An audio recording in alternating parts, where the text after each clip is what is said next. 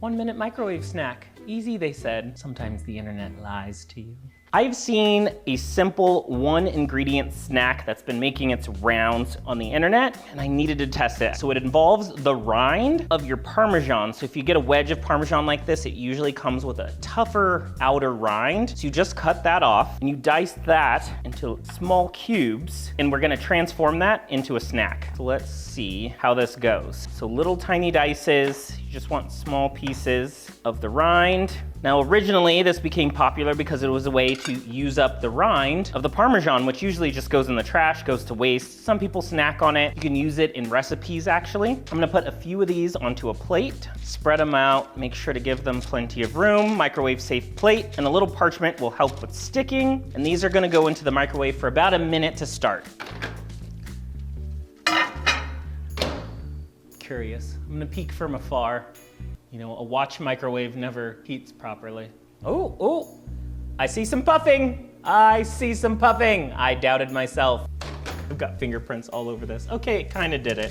I wonder if this is, hot plate. So the version of this that I've seen are these little rind pieces will puff up nice and big, kind of like cheese popcorn. But these gotten a little puffy, but they're just more like flat disc than puffy crackers or cheese puffs. Now I'm wondering if the air fryer would do better than the microwave.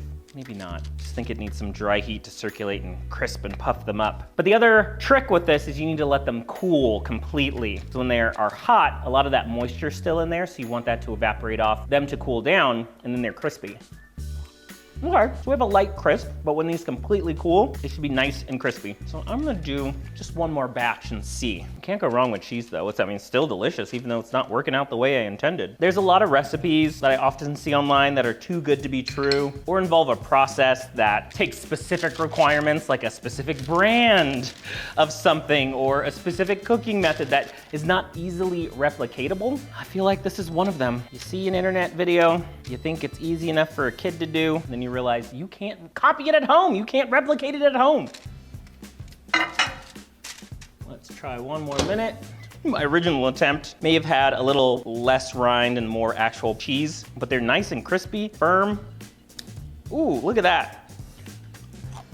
Oh, very crunchy. That'll satisfy your salty, savory snack appetite with just one ingredient, cheese. And I love a crunchy snack, some texture. I hear ya, I'm coming. Just cutting the cheese. Forget I said that.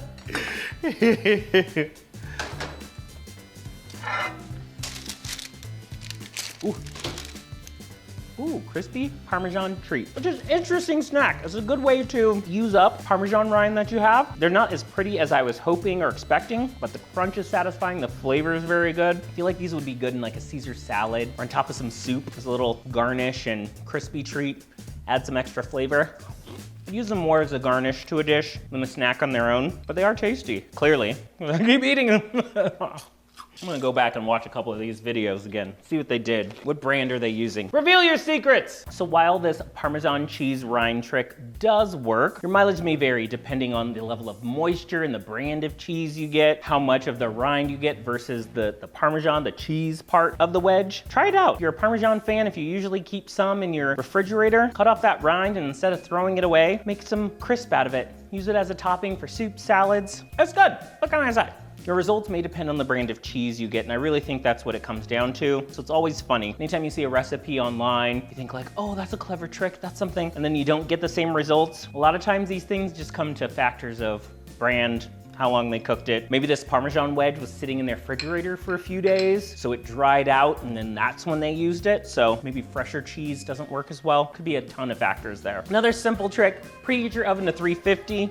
Get some shredded Parmesan, make little mounds of your Parmesan that'll melt and you'll get a little lacy Parmesan crisp. That's done a lot of times in restaurants as a garnish to salads and different dishes. Use the oven technique, just make a little lacy Parmesan crisp in the oven, basically get the same effect. Well, I always like to test new techniques out, new recipes, new fun little tricks in the kitchen, see how they work. This one, I don't know, do I give grades here? I don't give grades. It's great, try it out.